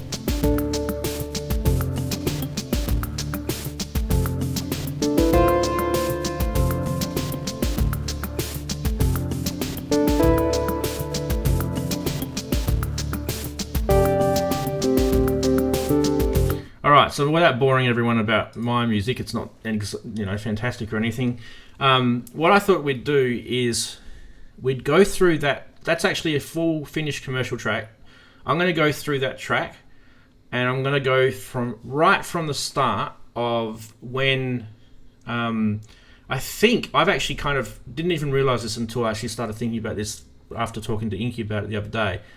I actually think when I was a child, that kind of piano sound that was going doom, doom, doom came from when I was a kid, when I was playing the piano as a kid. So we're going to go right back to that, then we're going to go through Ableton. I'm going to show how all the samples work, and then hopefully, if we can get this to happen, we're going to get this sent, the stems and all the sample files are going to send across to Inky, so she can load them up in her Force or her MPC Live or whatever she feels like doing, and see if she can make this hers. And we'll see if we can do that. I reckon that might be something interesting for you guys to see, because we're all different when we get sort of snippets of music, and it kind of affects us differently.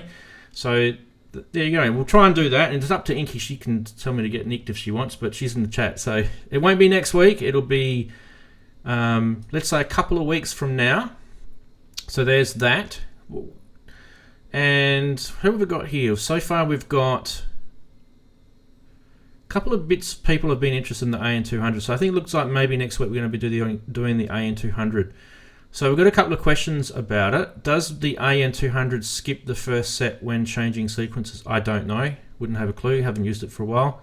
I actually don't really use it to sequence in a traditional way. I use it to loop patterns, like a bit like an arpeggiator but forced. But I'll show you how to do that and stuff.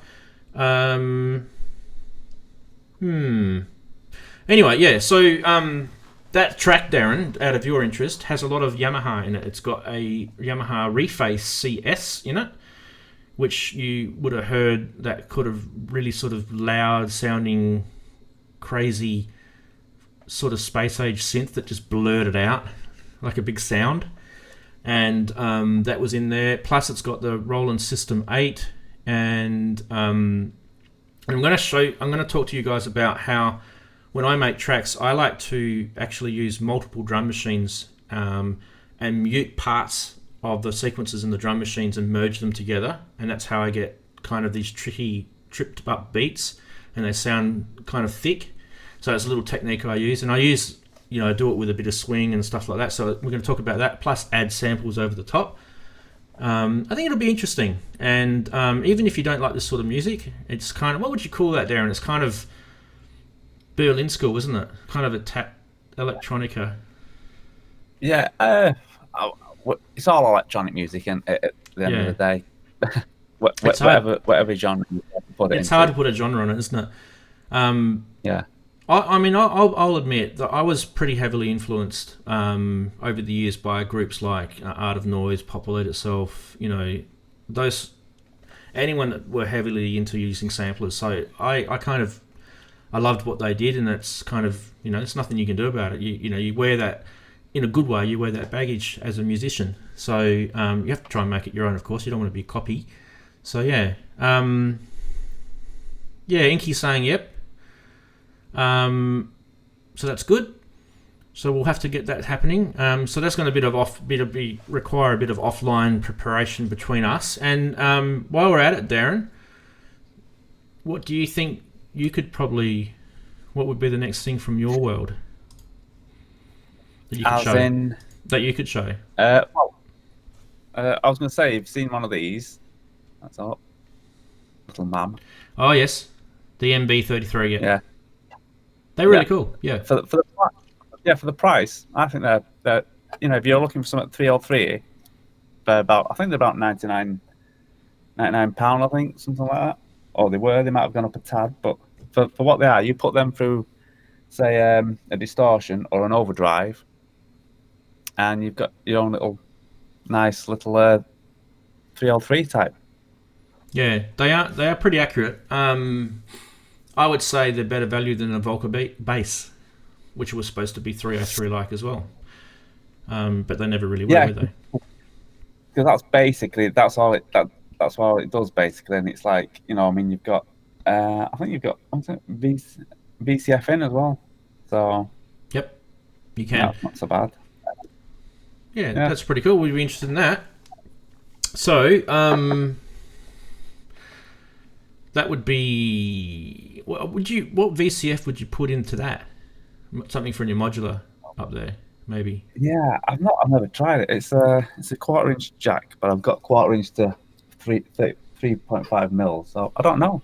I mean, what I would do if I had that is I would use my Moog MF101, which is a low pass filter pedal.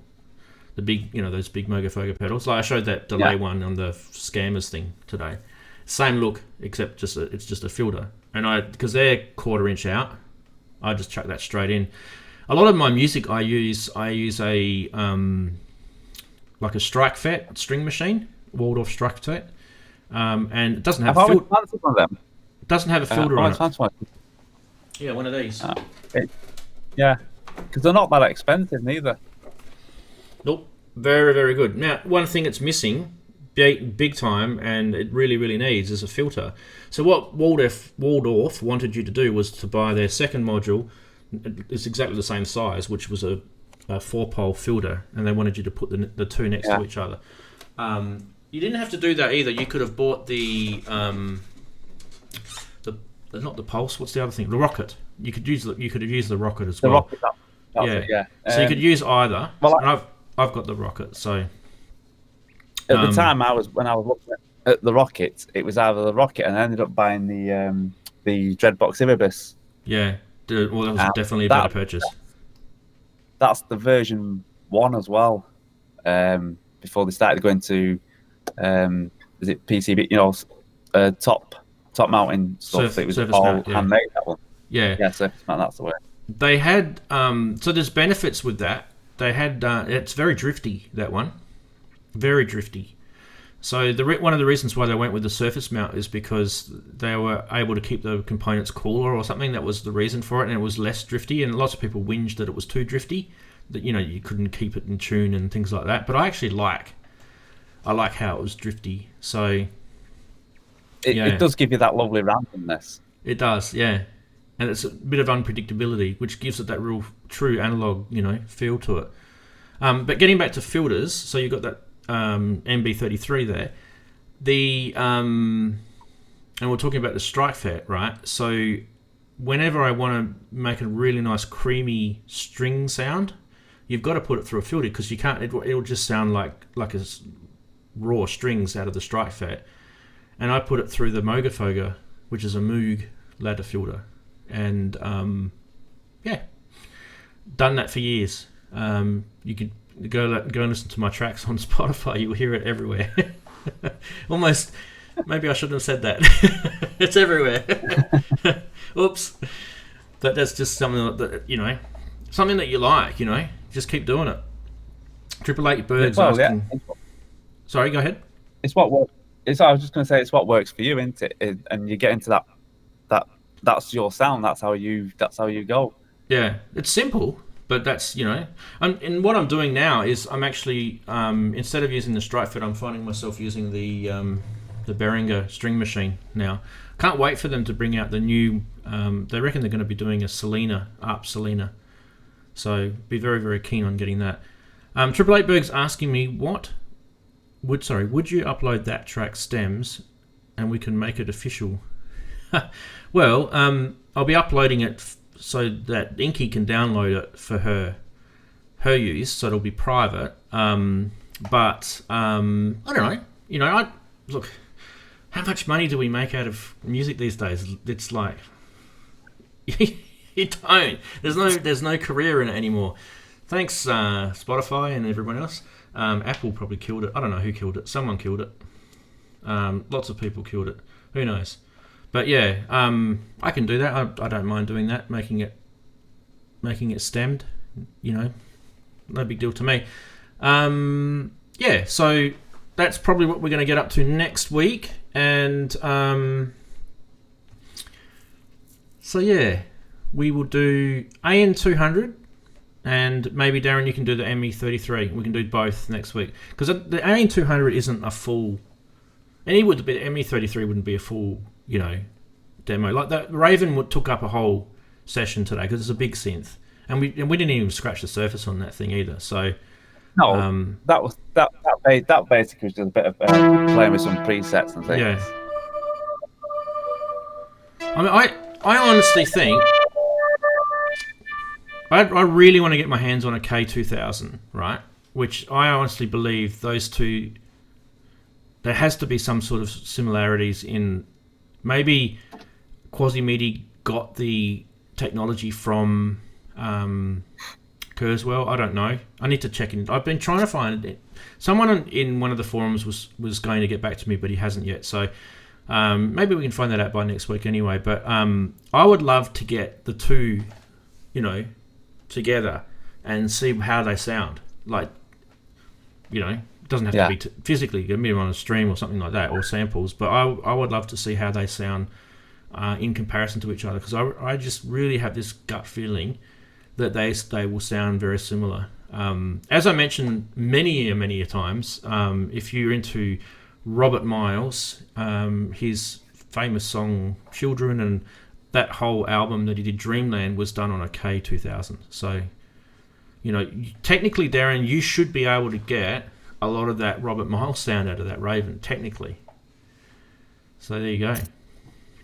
Yeah, possibly, yeah. I must admit, flicking through, like I say, because it's been packed away for a while, flicking through it, a lot of the pad sounds and everything are very, very lush and very, very intricate, if you know what I mean. Yeah. What I would do if you wanted to test that theory, I mean, you've got one of the Dreamland tracks surely there, is grab the grab the piano reset, grab the piano preset, check the piano presets out, and I reckon if you can't get that children sound out of that, you'll know. And then the other one would be the he uses the guitar. It's like a stringy sort of plucked guitar sound, and that's in there as well. So I definitely think it would be, that's it. That's got to be it. That's preset 37, 38.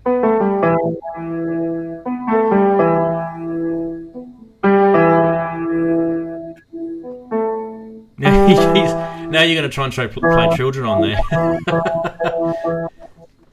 Axel Soft's just joined us. Are you going?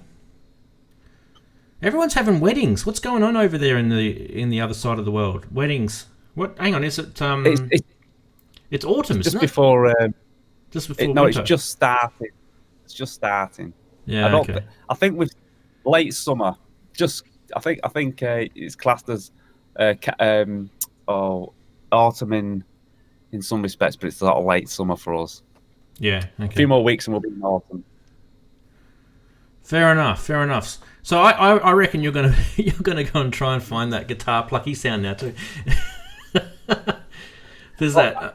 I'm gonna be playing around with freezing because I was getting the riff before. Just see, just letting it play. Yeah. So you've got that on the MX1. You've got that the knob where you've got the effects. It's turned all the way to full to the right or to the left or whichever way you've got it. Yeah, so you get the full wet, and then you just turn the FX on and off. It'd be easier to show you, wouldn't it? Oh, there you go. Let me make this full screen. So there we go. Oh yeah, it's full. It's full to the right. Yep. I'm holding this mic. So we're delaying on the Raven. Yeah. Yep. Switch the delay off. So we've still got I've still got the delay going. Yep. Find it down a tad. Just lift your camera up a bit. There we go. Yep. And switch presets.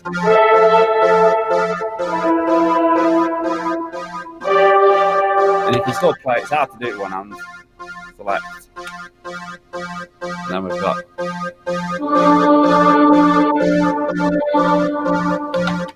There we go. Up to it.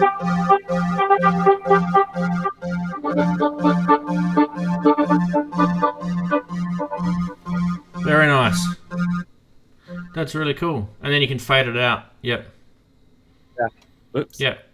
It was just a bit hard doing it with one hand. Yeah, no, you did good. But yeah, that's basically how I'm freezing, or how I can freeze. It's not. I don't do all that. You know, I do it other ways as well.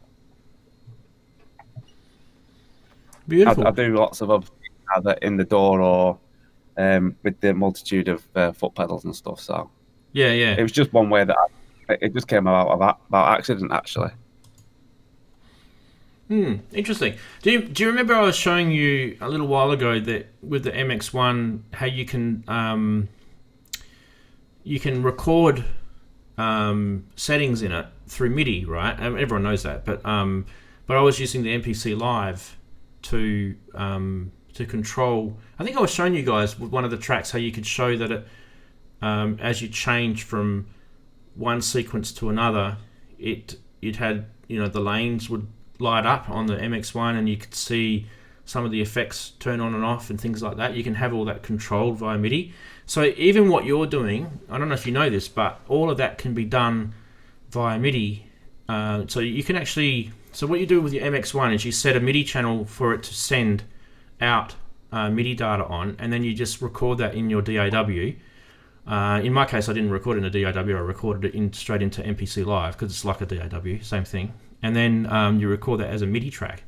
And then when you have your little live thing and you're trying it out, you can record it, and then next time you play it again and it's based on a bunch of sequences, you don't actually have to move the knobs next time because you just hit play on your sequence and it will play back all that MIDI stuff that you've just done. So something for you to try if you know how to do that. It's not hard. Yeah, well, I've linked. Yeah, it is set to receive MIDI in Ableton. So, yeah, I will. Don't know why I even didn't think of recording it live actually into Ableton. I think the reason was I didn't have my door up when I first come across, you know, with actually leaving the delay off and then switching it off and getting it to freeze itself. Yeah, I hadn't got the door on. It was basically like we are now, just playing about. Yeah, just with hardware. Yeah. Yeah, cool. Yeah, but yeah, that'll be something to record into the door. Yeah. Well, they're saying in chat that they want to GoFundMe for Daren for a hero GoPro Hero Black. Dear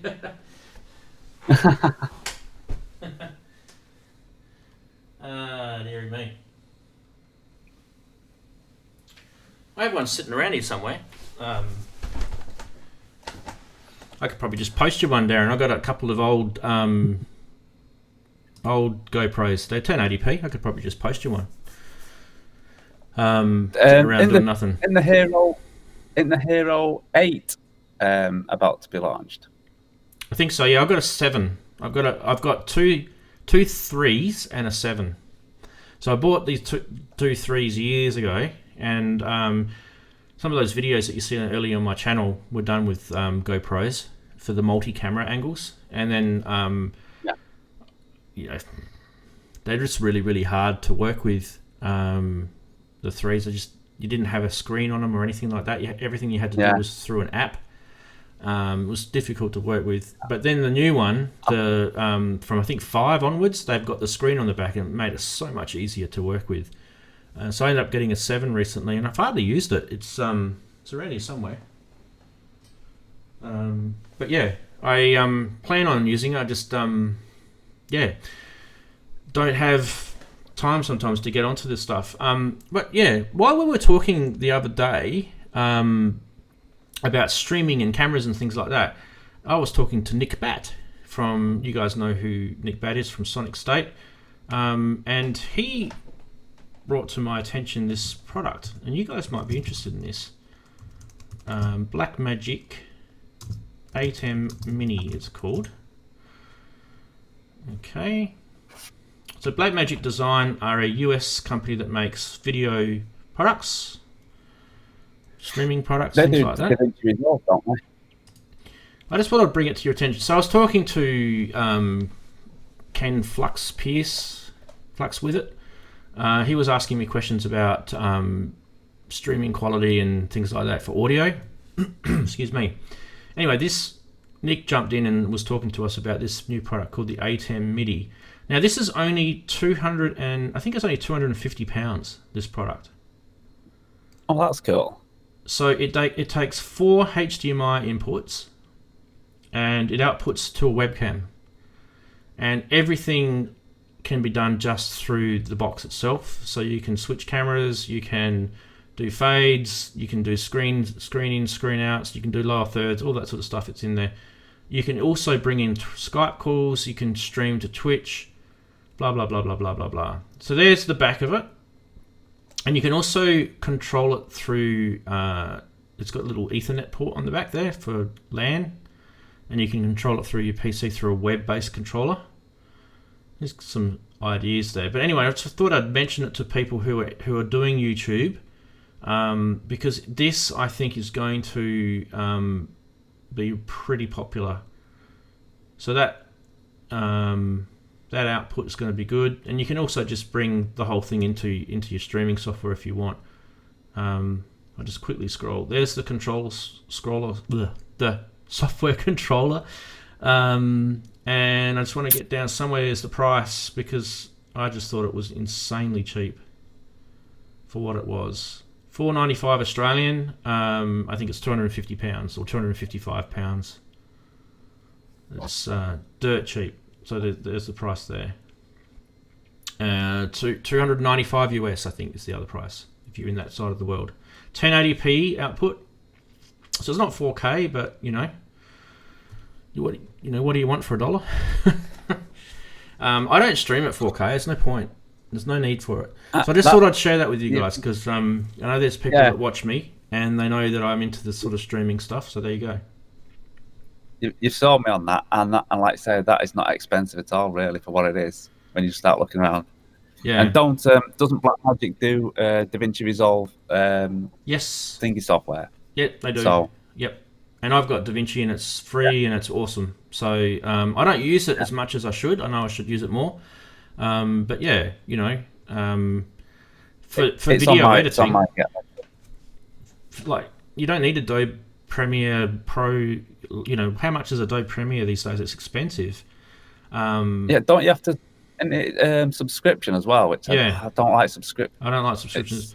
So DaVinci's just as good. It's free, and if you're into that sort of stuff, that's the way to go. I think these guys really want to flex their muscles in the streaming market. So this particular product itself is competing with Roland.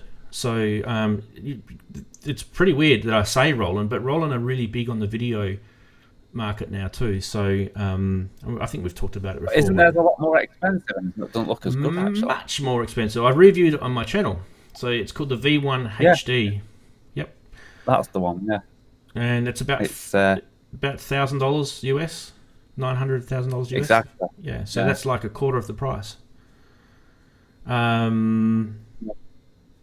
think that VAT, does not include taxes. So, in Australia it's $4.95 including taxes. So if you're in Australia, but it wouldn't be many people watching my stream in Australia right now, because it's midnight in the west, and most people in Australia live in the east. So that makes it 2 a.m., 3 a.m. or something over there. They're all sleeping. They're all snoring, mate. So for those of you who are thinking about doing YouTube and stuff like that, and you want to do multi-camera angles, this thing does it. So it might be an easy way to get you in. But I'm not just thinking about YouTube streaming here. I'm actually thinking about setting it up. It can be MIDI controlled as well, from what I've been told. and you can set it up so you can actually have foot switches that will activate some of those channels changes. So you can record this straight into a PVR or DVR, whatever you call it, out of that USB port, and you could do your little synth jams with 4 different cameras, and literally be hands-free, foot switch, change camera angle, and it could be all recorded all in one hit. And I reckon it's going to be great for people that do stage performances. They want to do a couple of different camera angles. You got a guy doing the sound desk, and he could have this little box sitting next to the mixing console, and he could also, record you guys playing live and change a couple of camera angles with a few GoPros. GoPros are all HDMI outputs now. So there you go. There's a couple of ideas for it. Nick's brought it up, and I think it was really nice of him. Just so you guys know too, we talked about vMix, the software that we're using now to stream, and Nick has told me that he's still using vMix for his stuff. So what we're using now, Daren, is what Sonic State use to do theirs. Exactly the same thing. And we seem to have had a lot. It seems to have been a lot more, a lot better than Skype anyway. Definitely a lot better than Skype, and OBS buggy and crashes and things like that, and issues with compatibility. And just so you guys know, the major issue I had like a couple of streams ago, 3 or 4 streams ago, was based on a Windows update. And guess what I had last night, Daren? Another Windows update. Oh no! And I was literally beside myself, thinking this is going to happen again. I'm going to be, pulling my hair out, and it just has to happen the night before the stream, right? So I did the Windows update because there was no other choice. Either I leave my computer turned on, or I have to shut it down and update. There's no other way around it, which I think is stupid. But anyway, bang, Windows update. It was one of those ones which give you the blue screen, so it's a deeper update. And I thought, here we go, this is going to break everything. Rebooted it the next morning, and everything was still working. So, fine. Well, look at that. Well, that's anything, innit? I mean, it should be able to. I don't want to update at this moment in time. I mean, at least with my Mac, I can just say I'll update tomorrow, or I'll update the next day, or whenever. Yeah. And just so we know that 888 Berg is also in Australia, and he's saying it's 1:30 in the morning over there. Saturday night, we can be naughty and be up late over here in Australia. We're allowed.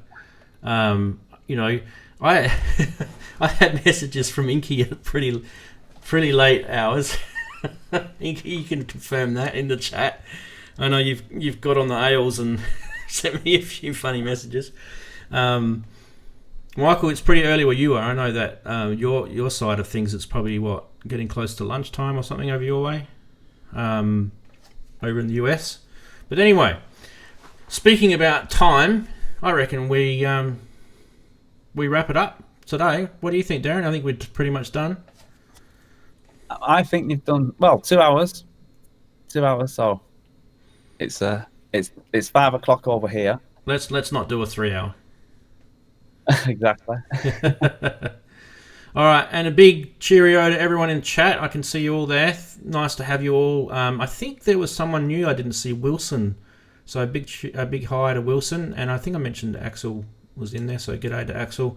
George Media, Yo Rans. Inverted Popes is in there. Just got here. We're just about to wrap up, matey. But yeah, big hi to you anyway. You managed to get a shout out. That's good. And don't forget, so next week we've decided that we're going to do the AN200. And Daren, you hold up if you've still got it in front of you, the ME30. Yeah, so that's what we're going to show next week, people. AN200 on the left, and the MAM, MBM, MB33. Yeah, MAM, MB33, yeah. MAM. So this is digital, people, digital.